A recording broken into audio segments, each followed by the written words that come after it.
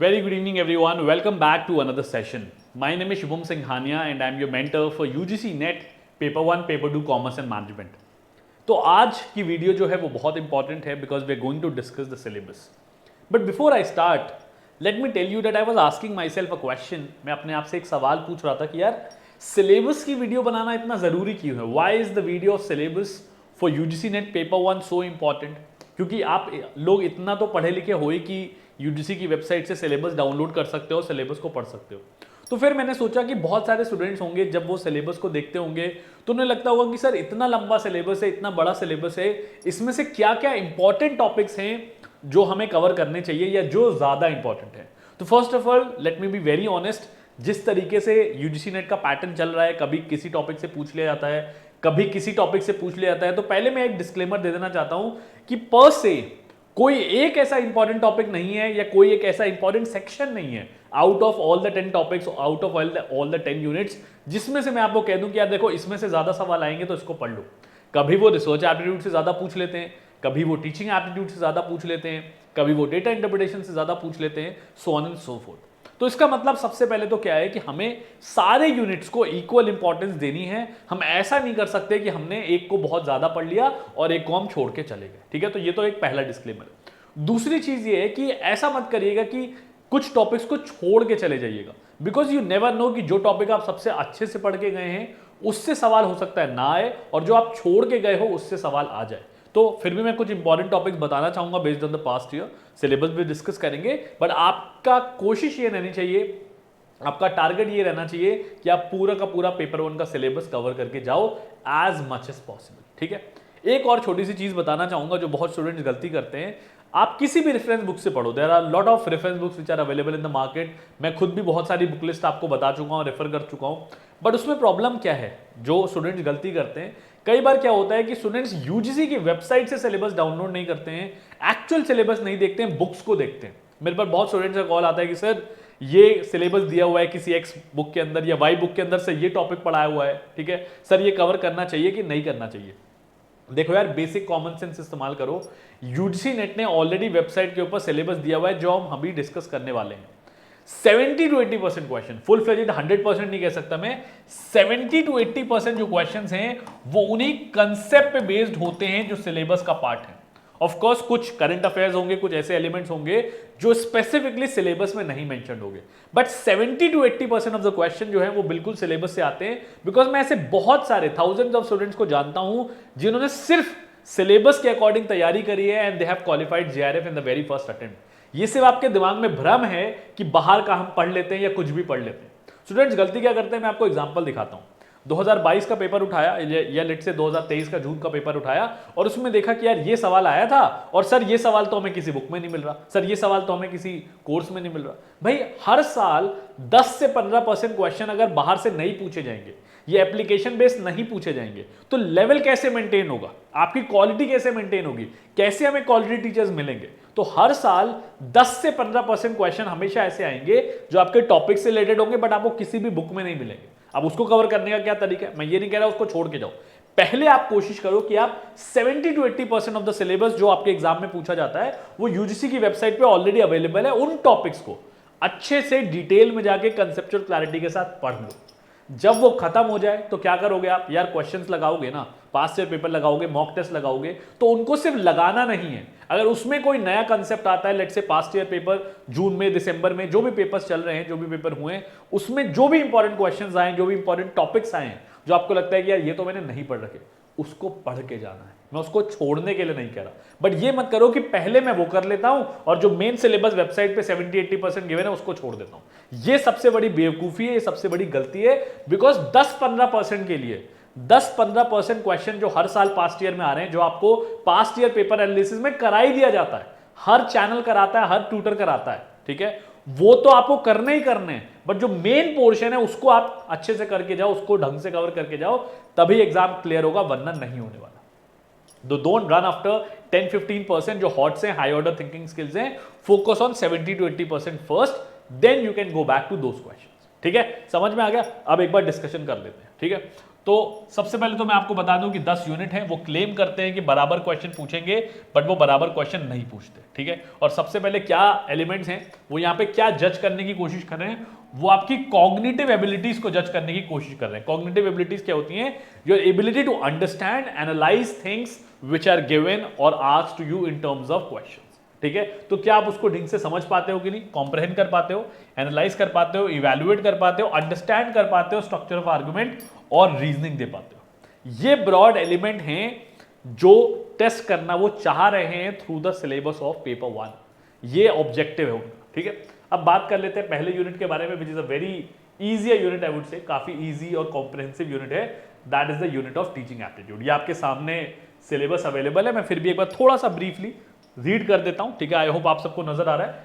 Teaching के अंदर है concept, objective, levels of teaching, very very important topic this is again, ठीक है। Characteristics and basic requirement, learners characteristic, characteristic of adolescent adult learners, academic, social, emotional, cognitive, individual differences, factors affecting teaching. अब factors क्या हो सकते हैं? Teacher से related हो सकते हैं, लर्नर से रिलेटेड हो सकते हैं, सपोर्टिंग मटेरियल से रिलेटेड हो सकते हैं, इन्वायरमेंट और इंस्टीट्यूशन से रिलेटेड हो सकते हैं। हम क्यों कहते हैं कि भाई अच्छे से अच्छे इंस्टीट्यूशन में जाइए और पढ़ने की कोशिश करिए?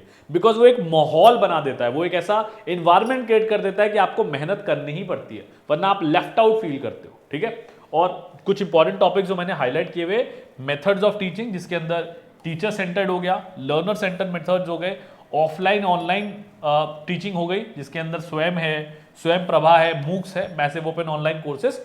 इनसे रिसेंट ईयर में काफी ज्यादा क्वेश्चन पूछे जा रहे हैं। बट जैसे मैंने पहले आपको डिस्क्लेमर दे दिया, ये सिर्फ कुछ इंपॉर्टेंट टॉपिक्स हैं जो मैंने हाईलाइट कर दिए हैं, जो रिपीट ज्यादा हो रहे हैं, लेकिन आपको पढ़ के सारा जाना है। ये मत करना कि सर बस ये पढ़ के चले जाते हैं, ऊपर वाला छोड़ देते हैं, आएगा तो देखा जाएगा, ये करके नहीं जाना है, ठीक है। तो ये तो बात हो गई पहले सेक्शन की, विच वॉज टीचिंग एप्टीट्यूड, ठीक है। टीचिंग एप्टीट्यूड से कुछ और सेक्शंस हैं, ठीक है, उनको भी देख सकते हैं हम एक बार। Teaching support system, traditional, modern, ICT, information communication technology का इस्तेमाल किया जाता है आजकल पढ़ाने के लिए, जैसे इस समय मैं आपको पढ़ा रहा हूँ। Evaluation system, elements, types of evaluation, evaluation in CBCS, choice based credit system, computer based testing, innovations in evaluation system. CBCS से क्वेश्चन आया क्योंकि उसके बारे में नेशनल एजुकेशन पॉलिसी 2020 में भी बात करी गई थी, ठीक है। तो इसलिए इस टॉपिक को थोड़ा ध्यान से देख लीजिएगा, इंपॉर्टेंट है एग्जाम पॉइंट ऑफ व्यू से, ठीक है। तो यहां हमारा पैरा यूनिट खत्म हो जाता है। Now let's talk about my favourite unit, मेरा पर्सनल फेवरेट यूनिट है, और जनरली इसमें से 5 क्वेश्चन पूछे जाते हैं। टीचिंग एप्टीट्यूड से भी 5 आते हैं, और यूनिट 2 से भी आप मान के चलिए 5 क्वेश्चन पूछे ही जाते हैं। बहुत रेयर होता है कि इस यूनिट से 5 क्वेश्चन ना पूछे जाए, ठीक है। क्या क्या है इसके अंदर? रिसर्च की meaning, types, characteristics, positivism, post positivist approach, तो बेसिकली अप्रोचेज या फिलोसफीज आप कह सकते हो। Methods of research, experimental, descriptive, historical, qualitative and quantitative method. Steps of research, जिसको हम प्रोसेस ऑफ रिसर्च भी कहते हैं, इससे हर साल एक क्वेश्चन पूछा जा रहा है। Thesis and article writing, format and styles of referencing, जिसमें हमने रेफरेंसिंग स्टाइल पढ़ेंगे, एपीए स्टाइल हो गया, हार्वर्ड हो गया, शिकागो हो गया, so on and so fourth. ये टॉपिक ऐसा है जो स्टूडेंट जनरली छोड़ देते हैं बिकॉज उन्होंने अपने मास्टर्स में नहीं पढ़ा होता है, बट इससे आजकल बहुत क्वेश्चंस आ रहे हैं। तो प्लीज एक वीडियो अवेलेबल है टाइप्स ऑफ रेफरेंसिंग स्टाइल की हमारे चैनल पे, उसको देख सकते हैं, ठीक है। Applications of ICT in research, research ethics, very important topic. इस टॉपिक से भी आजकल बहुत ज्यादा क्वेश्चंस आ रहे हैं बिकॉज इस टॉपिक से स्टेटमेंट बेस्ड क्वेश्चन बनाना बहुत आसान है, ठीक है। तो ये आपका सेकेंड यूनिट हो गया, which is the unit of research aptitude. आगे चलते हैं, लेट्स मूव फॉरवर्ड। तीसरा है कॉम्प्रहेंशन। इसमें कुछ ज्यादा करने की जरूरत नहीं है, 4-5 कॉम्प्रहेंशन प्रैक्टिस कर लोगे, काम खत्म, ठीक है। इससे 3 से 4 क्वेश्चन आपको मिलते हैं, इससे ज्यादा नहीं मिलते हैं।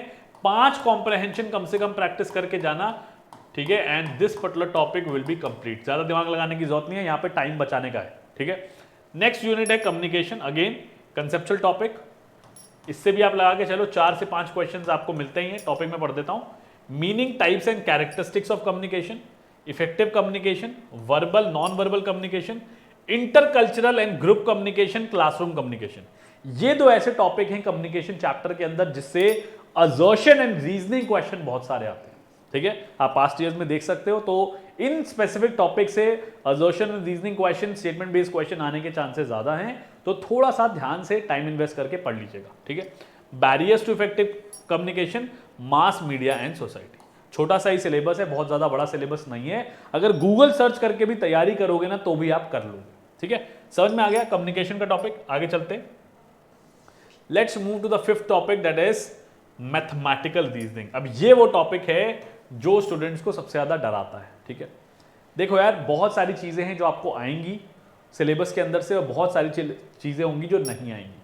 ऑब्जेक्टिव क्या है, पहले वो टॉपिक कवर करिए जो आपको आसान लगते हैं, जो आपको आते हैं, उसके बाद you can move to these topics. ठीक है, क्या क्या है, टाइप्स ऑफ रीजनिंग जिसके अंदर इंडक्टिव रीजनिंग, डिडक्टिव रीजनिंग, ये सारी चीजें आएंगी, number series, letter series, codes and relationship, mathematical aptitude के अंदर fraction, time and distance, ratio, proportion, percentage, profit and loss, interest, discounting, average. मैं आपको बता दूं कि ये वाला जो पोर्शन है, इसको मैं हाईलाइट कर रहा हूं। ठीक है, ये वाला जो पोर्शन है ये आपके डीआई, डेटा इंटरप्रिटेशन टॉपिक के लिए भी बहुत ज्यादा इंपॉर्टेंट है और यहां से 3 से 4 क्वेश्चन ही पूछे जाते हैं, इससे कभी भी 5 क्वेश्चन नहीं पूछे गए। बट आपको छोड़ के नहीं जाना है, पहले बेसिक्स कवर करने हैं and then you can move to the solving of the question. Directly कोशिश करोगे कि चलो जी एमसीक्यू लगा लेते हैं, पास्ट डे लगा लेते हैं, तो नहीं काम होने वाला। ठीक है, so that was the 5th unit.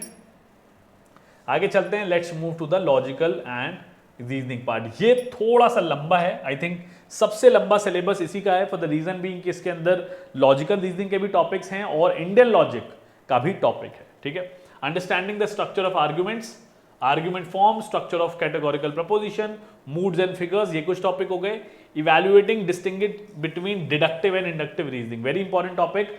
Deductive and inductive reasoning से एक क्वेश्चन आता ही आता है, तो इसको कवर कर लीजिएगा।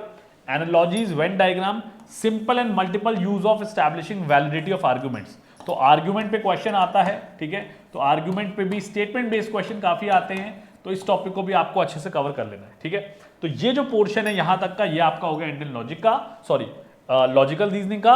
और इसके नीचे का जो टॉपिक है ये पूरा का पूरा इंडियन लॉजिक का टॉपिक है, जहां पे हम बात करते हैं मीन्स ऑफ नॉलेज। ये आपके प्रमनाज हो गए, जो बेसिकली 6 प्रमनाज हैं, इसको हम पढ़ चुके हैं। ठीक है, स्ट्रक्चर एंड काइंड्स ऑफ अनुमाना, व्याप्ति, हेत्वाभाषा, जिसको हम फैलेसीज ऑफ इन्फ्रेंस भी कहते हैं। तो आप ये मान के चलो कि पहले वाले क्वेश्चन से, पहले वाले सेक्शन से 2 से 3 क्वेश्चन, इंडियन लॉजिक वाले सेक्शन से 2 क्वेश्चन और 1 क्वेश्चन आपको मिलेगा फैलेसीज का। तो टोटल कितने हो गए, 5 से 6 क्वेश्चन। सिलेबस भी लंबा है, आप देख सकते हो, लेंथी सिलेबस है। 5 से 6 क्वेश्चन आप मान के चलो कि आपको लॉजिकल रीजनिंग से मिलेंगे ही मिलेंगे। ठीक है, I hope this is clear.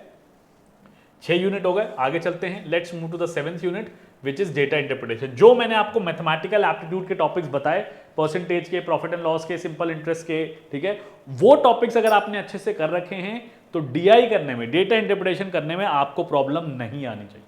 ठीक है, फिर भी एक बार टॉपिक देख लेते हैं। Sources acquisition, classification of data, quantitative and qualitative data, graphical representation, data interpretation, data and governance. ठीक है, जनरली बाकी सारे टॉपिक से क्वेश्चन नहीं आता है, सिर्फ और सिर्फ डेटा इंटरप्रिटेशन से आता है। ठीक है, जहां पे ग्राफ दे दिया, टेबल दे दिया और उसके बेसिस पे मैथमेटिकल एप्टीट्यूड के कंसेप्ट्स लगा के आपको क्वेश्चन को सॉल्व करना है। यहां पे 100% आप लगा के चलो 5 क्वेश्चन मिलेंगे ही मिलेंगे।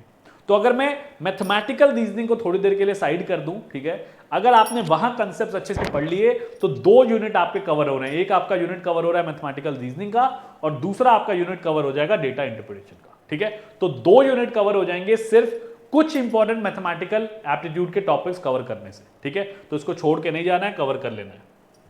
ठीक है, आगे चलते हैं आईसीटी। अब इस टॉपिक को मैं कहता हूं फैक्चुअल टॉपिक। मैं बार बार आपको यह बात कहता हूं that this is a factual topic. Factual topic की अच्छी बात क्या है और बुरी बात क्या है?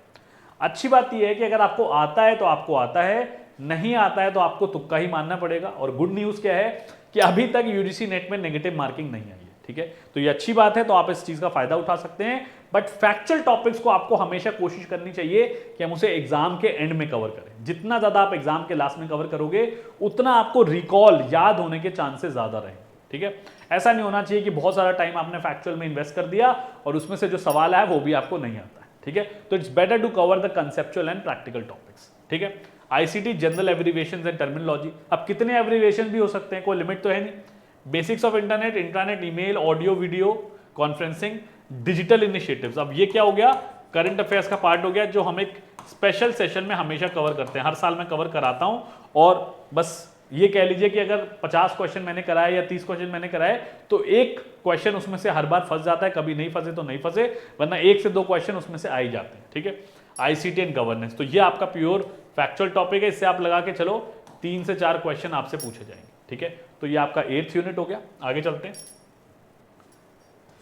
Next is the topic of people and environment, people and development जिसे हम कहते हैं, पीपल डेवलपमेंट एनवायरमेंट। ये भी बहुत ही लेंथी सिलेबस है and this is also highly factual in nature.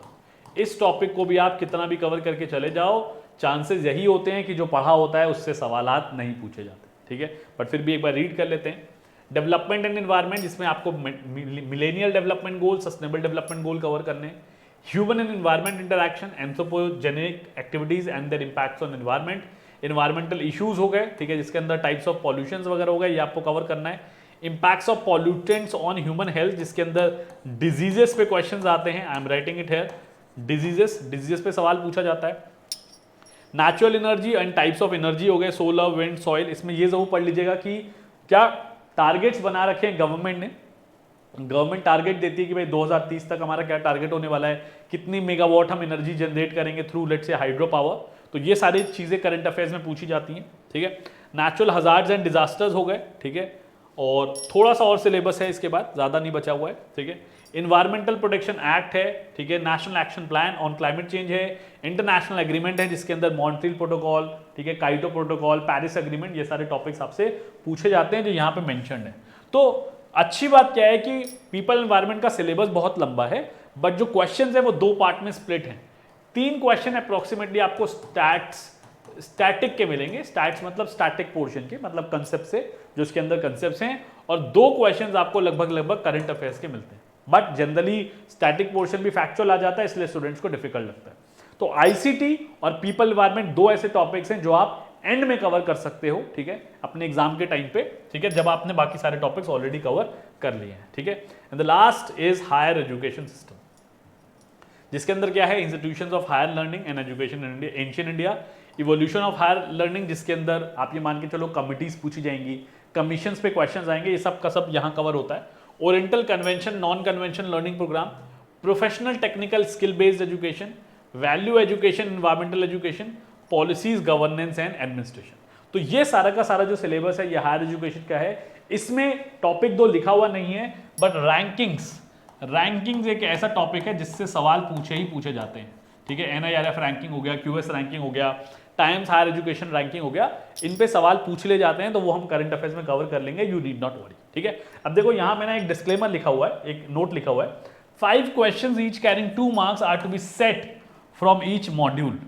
ये लिखा हुआ है, बट दोस्तों ये फॉलो नहीं होता है, ठीक है। तो प्लीज इस भ्रम में मत रहना कि ये फॉलो होगा, ठीक है, और कोशिश करना कि जितना ज्यादा सिलेबस कर सकते हो उतना सिलेबस करके जाओ। मैं दोबारा सेम चीज बता रहा हूं, यूजीसी की वेबसाइट पे जो सिलेबस गिवन है उसको पहले कवर करने की कोशिश करनी है हमें। उसके बाद का जितना भी पास्ट ईयर में आया है, जितने भी क्वेश्चंस आए हैं, जितने भी नए कंसेप्ट्स आए हैं, वो पास्ट ईयर पेपर एनालिसिस के अंदर कवर हो जाएंगे। ये सोच के मत चलना कि हम पास्ट ईयर लगा लेते हैं, वहां जो कंसेप्ट्स आते हैं उनको पढ़ लेते हैं। हर साल 6 साल हो गए मुझे पढ़ाते हुए, ठीक है। 2017 में मैंने अपनी यूजीसी नेट की जर्नी शुरू करी थी स्टूडेंट्स को पढ़ा के। अप्रोक्सीमेटली 6 से 7 साल का टाइम पीरियड हो गया है।